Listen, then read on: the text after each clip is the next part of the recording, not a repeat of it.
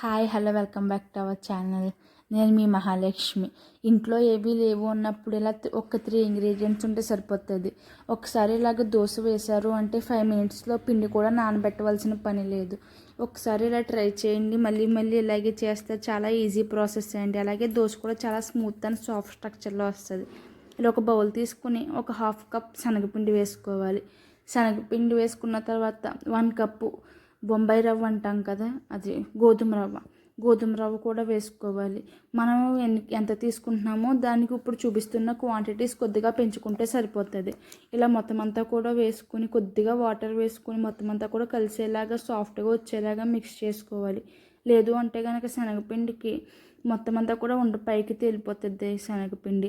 అదంతా కూడా శనగపిండి పైకి తేలిపోయి మనకి ఉండ కింద ఉండిపోద్ది. లేదంటే కనుక మనం కట్టు వేసేటప్పుడు చాలా ఇబ్బందిగా ఉంటుంది.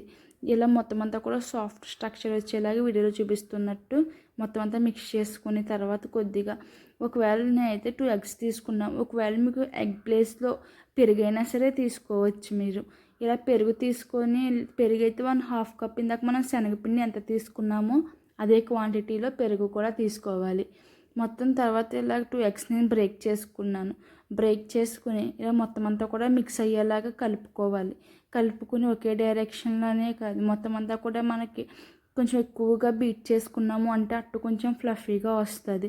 లేదంటే కొంచెం మనకి ఫ్లఫీగా రాకుండా కొంచెం పలచగా అంటుకుపోయినట్టు వస్తుంది.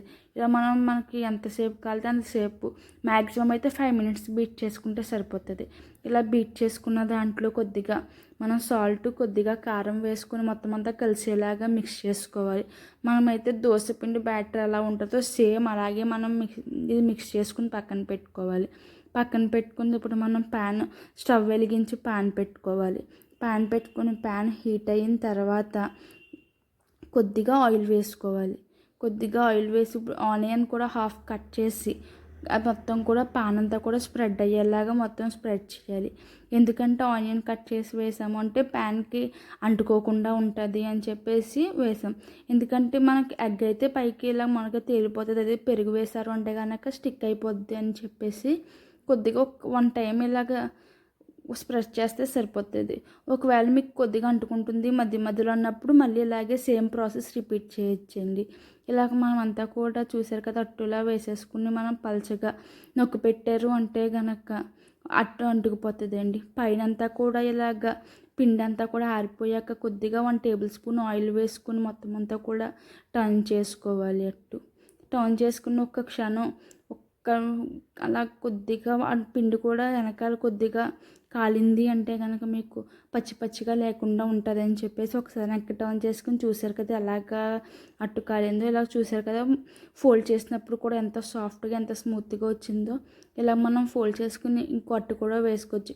అలా మీకు ఎంత పిండి ఉంటే అంత కన్సిస్టెన్సీతో ఇలా అట్టు వేసుకుని మొత్తం అంతా వీడియోలో చూపిస్తున్నట్టు కొంచెం నొక్కారు అంటే పిండి అంతా కూడా గరిటెనంటుపోయి మీకు అట్టు సరిగ్గా రాదండి. వీడియోలో చూపిస్తున్నట్టు ఇలా వేసారంటే సూపర్గా ఉంటుంది.